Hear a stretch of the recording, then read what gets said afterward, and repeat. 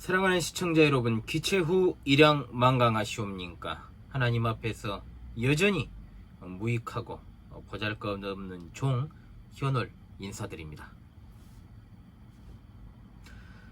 움츠러드는 겨울입니다. 예년과 달리 엄청나게 추운 겨울이 아니라는 증거.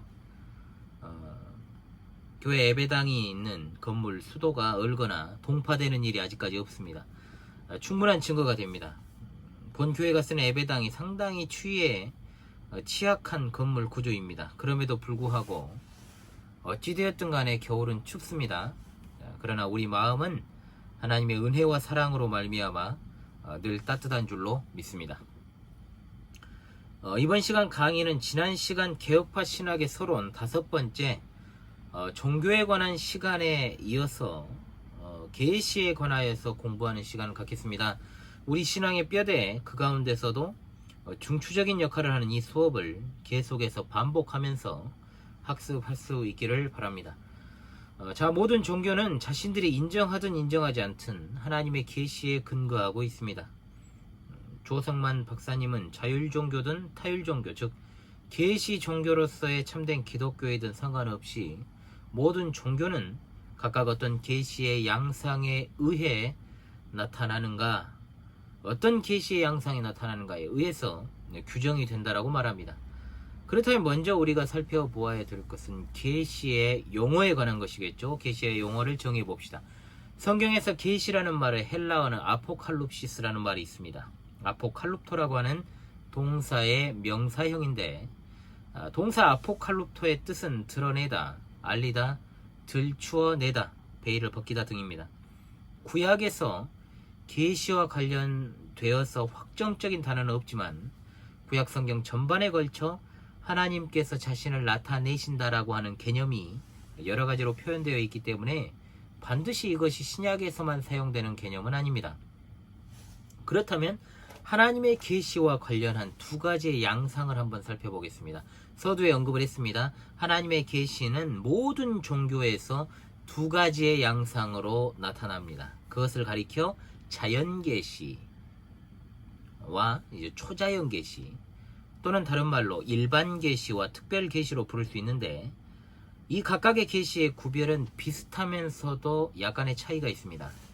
먼저 자연계시라고 부르는 것은 하나님께서 자연 만물과 거기에서 일어나는 현상을 통해서 자신을 나타내시는 것이고, 초자연계시는 하나님께서 기적들을 통해서 자신을 나타내시는 것입니다.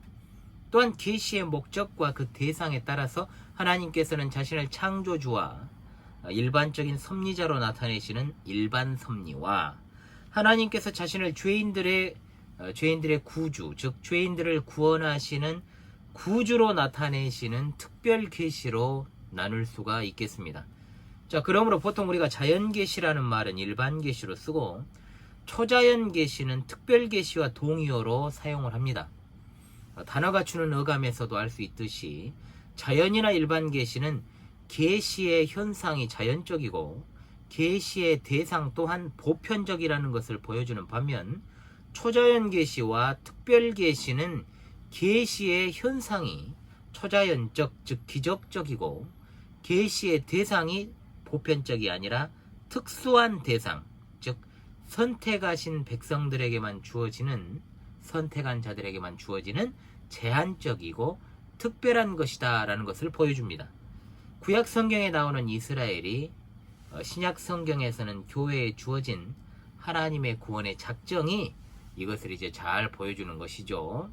자, 신약에서는 이제 영적인 이스라엘로 묘사가 되고 있죠. 그래서 기독교는 하나님의 특별 계시의 기초를 둔 계시 종교다라고 부르는 겁니다.